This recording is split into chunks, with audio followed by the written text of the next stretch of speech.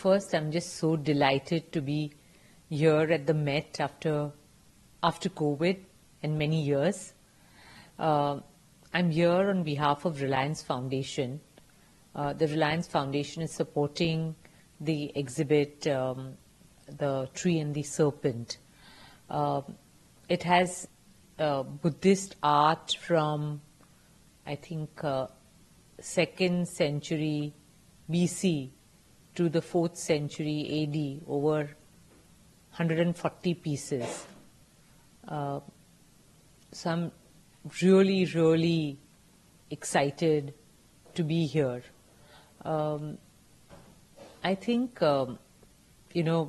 India is a cradle of Buddhism, and Buddhism is so entwined with Indian ethos.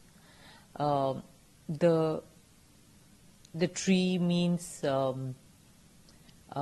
wisdom, knowledge, and the serpent means protection, and that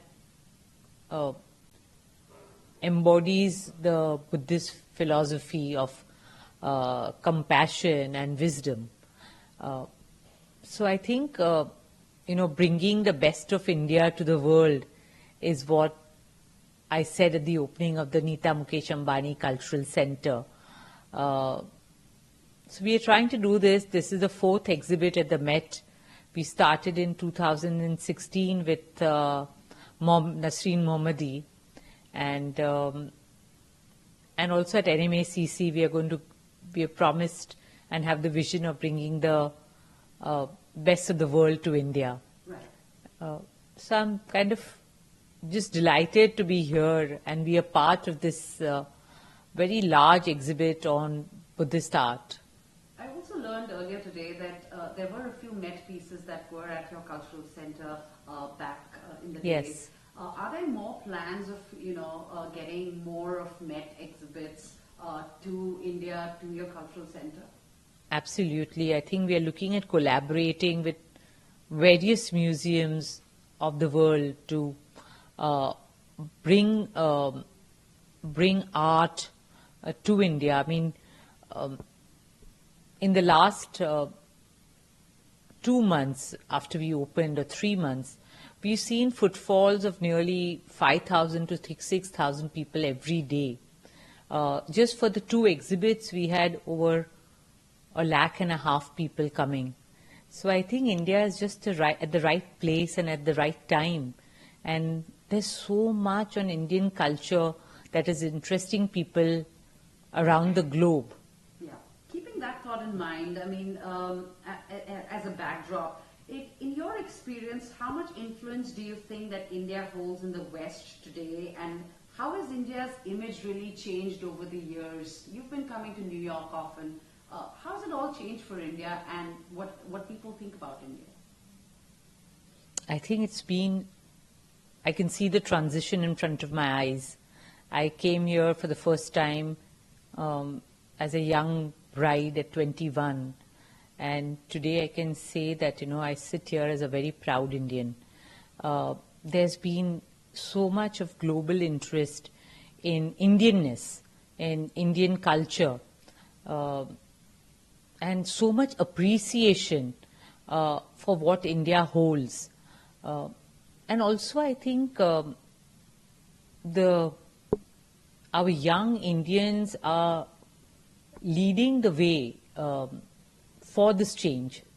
I met the Indian diaspora at the White House, and it was really, the excitement of meeting them was palpable.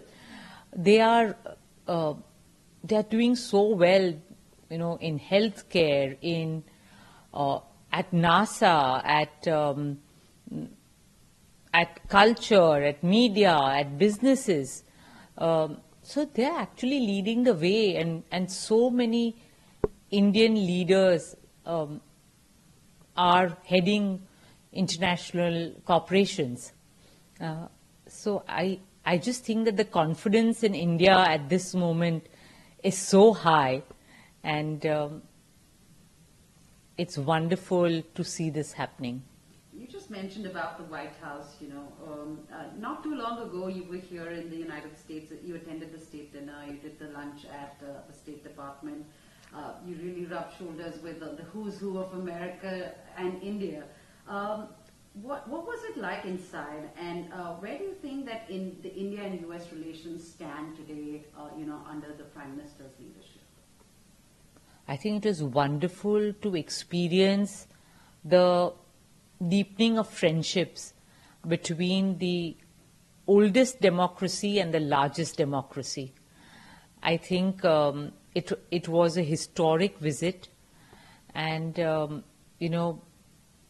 see exchanges in these two countries, whether it is cultural, business, technology, I think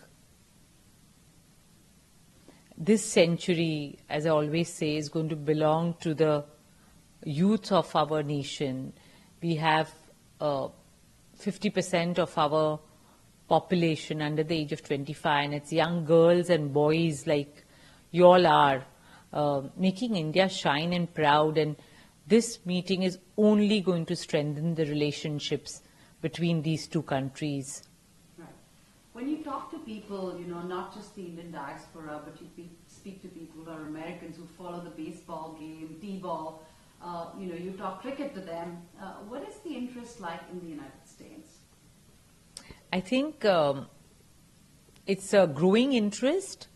We have 6 teams in the US now, and at this moment, as I speak, Mumbai Indians is playing a game against the Texas Super Kings.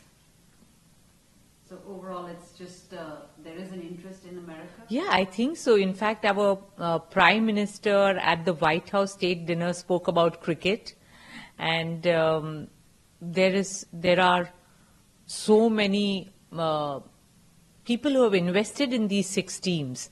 So I'm sure this interest is only going to grow.